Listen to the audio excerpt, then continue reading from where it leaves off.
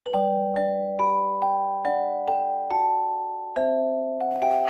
guys, assalamualaikum. Welcome back to my channel. Hari ini aku akan membuat tutorial memasak mie cuko khas Palembang. Penasaran dengan cara membuatnya? Jangan lupa sebelumnya untuk like, share, and subscribe my channel supaya tahu video-video terbaru yang akan tayang di channel Mozennya. Yuk kita lanjut ke bahan-bahannya sekarang.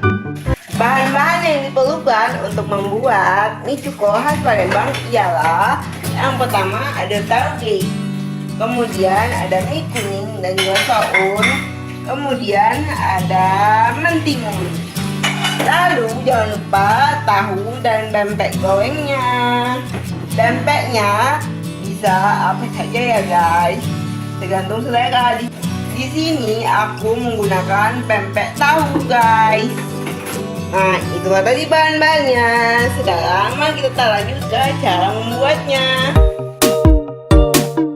Pertama-tama ambil terlebih dahulu mie kuningnya dan taruh di piring. Nah, seperti ini. Kemudian kita ambil sounnya.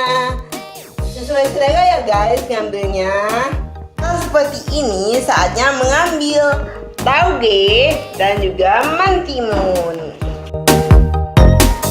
Setelah seperti ini, berikutnya kita akan memotong pempek dan tahunya guys.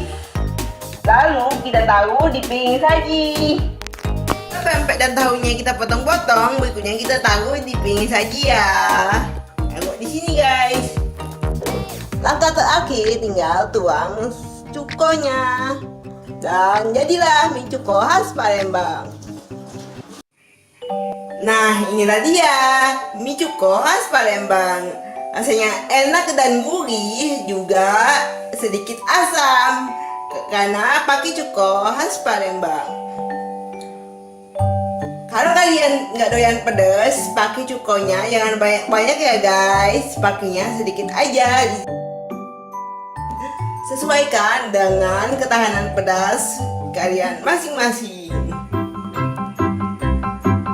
Nah, sekian dulu resep kita hari ini. Bagi kalian yang mau request resep, jangan lupa tulis di kolom komentar ya.